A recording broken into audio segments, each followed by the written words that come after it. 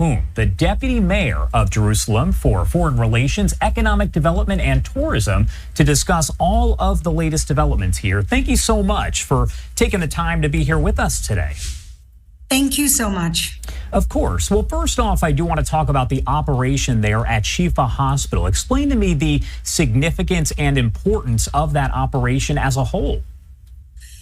Well, first of all, we have to understand that Hamas has spent a great deal of all of the foreign aid that's been coming in over the last few decades, building a terribly complicated infrastructure, subterranean infrastructure of terrorism. So it's not like they build tunnels under hospitals, they build hospitals over tunnels. And that's how it's been going. And so unfortunately, even though Israel a few months ago already had thought that it had cleared all of the terrorists, but many more remained and many more came through the tunnels. And so now we're at the point where we really have to go back in and make sure that the area is neutralized from terrorist gunmen. We've talked a lot over the last several months about a possible hostage release and ceasefire deal. We know at this point that there are still more than 100 people that are held hostage by Hamas. They're in captivity there in Gaza.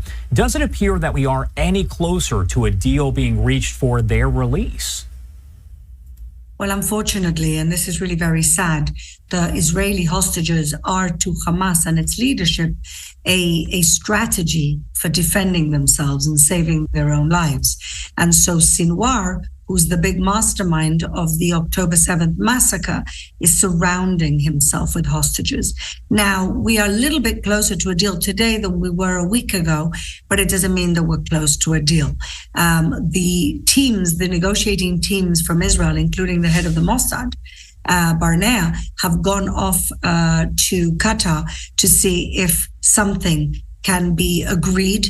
We had broad strokes of an agreement, but again, sometimes what happens is that in the Hamas leadership itself, there is dissonance between what Ismail Haniyeh, who's sitting in Qatar, is willing to give and what he can then convince Sinwar, who is subterraneanly like a coward hiding in the Gaza Strip, what he is willing to give.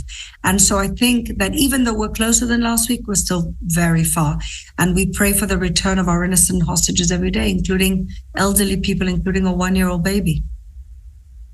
Now, we know that protesters, and we've been covering this, have blocked some of those major roads in Jerusalem and in Tel Aviv. What does that say to you overall? Well, I think I have to make clear what the protesters are protesting about. These are not anti-war protests, and it's very important for your audience to understand it. The majority of the state of Israel understand that we have to dismantle Hamas and we have to bring back our hostages. And unfortunately, when you're dealing with these genocidal terrorists, the only way to do that is by going to war with them. They started the war. I want to remind everyone, we didn't want this war, but they started it, and they took our innocent civilians and they murdered our innocent civilians at home. And now we have to, unfortunately, go in there, war that we had no choice about. And that's the situation that we're in right now. And we hope that we can bring this to a quick end. But the people who don't want to finish the war are exactly the same people who started this war. And that really is the saddest thing. We've seen a lot of back and forth between the Biden administration and Chuck Schumer here in the U.S., as well as Netanyahu, going back and forth there. They are going to send a delegation, Israel is, over to Washington to discuss some of the differences there. How has the U.S. relationship with Israel changed, if at all, since October 7th? Well, I think it's a fallacy to think that Israel and the U.S. have always agreed on every policy, on every war. This is not the first time this has happened. We know that in the 1973, there was a movie that came out recently, Golda. We see also a tension between Kissinger and Golda Meir about the 73 war. And the situation is like this. Like I mentioned earlier, we didn't start this war. We didn't want this war. And now that we're in this war, we need to win it. And I think that the United States are under pressure not to let Israel go into Rafah because they believe that there could be a humanitarian crisis there. And I actually believe that Israel has a plan in place in order to protect the innocent as much as we can. But it's very difficult protecting the innocent when it's the very Hamas that is putting those innocent people in harm's way. The number 2 point of Hamas's defense strategy are its own people, are its own civilians. Why? Because they know that the United States and Israel and other countries around the world actually care for their civilians more than they care for their civilians. And so part of their strategy is to create as much of a humanitarian crisis as possible amongst their own people, so that then Israel will be pressured by the United States or the European Union to actually not enter Rafah.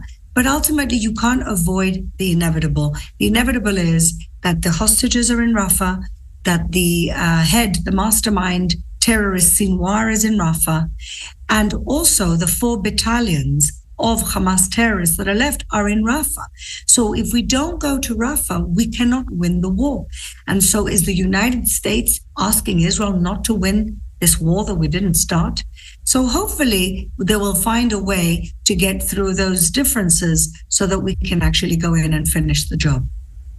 On that same note, would you still describe the offensive in Rafah as quote unquote imminent? Does it sound like it could, literally happen any day now? I think that was the plan. The plans to go into Rafah were approved last week. And I think the only reason that we haven't gone in yet is to give a chance to this hostage deal. We know the hostages are in Rafah. And so if Hamas don't actually sign a deal with us, we will have to go in and rescue them or try our best to rescue them. But those are the terrible choices that we have. I want to talk about what's going on over to the north right now. Do you see Israel declaring war against Hezbollah anytime in the near future? I think that ultimately, we have to understand that Hezbollah is funded by Iran. And even with Hamas, this is a much bigger war. And I think sometimes people around the world don't understand that this is not a localized war between Israel and Hamas. Israel is representing the free world, and Hamas is representing jihadi Islamism coming from Iran. I know that the moderate Arab countries actually do understand it. Saudi Arabia understands it, and the UAE understand it.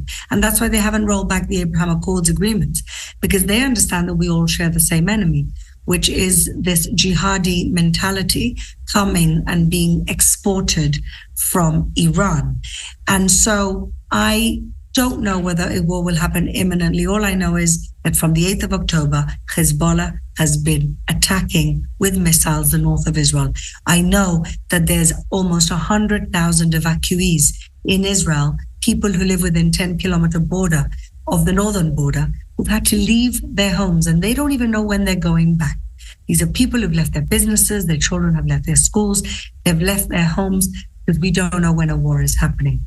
And so I hope that the Americans, who are being very, very, very resolute with Hezbollah and with Lebanon, that they shouldn't be starting a war right now, and they should be going back, backing up behind the Litani River, which was part of the deal for the ceasefire for the last war that we had with Hezbollah. If Hezbollah actually do what they're supposed to do according to an international agreement, then there won't be a war. It's really up to them.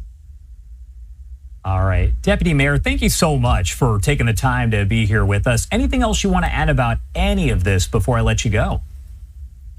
I think ultimately I want people to understand that it's Israel today, but we're facing a much deeper existential threat as the free world, as a liberal world. And I believe that everybody should be supporting Israel in a war that eventually, if we don't stop these people, they're going to get to the rest of the world. All right. Thank you again for taking the time to be here with us today. We appreciate it. Thank you, Josh.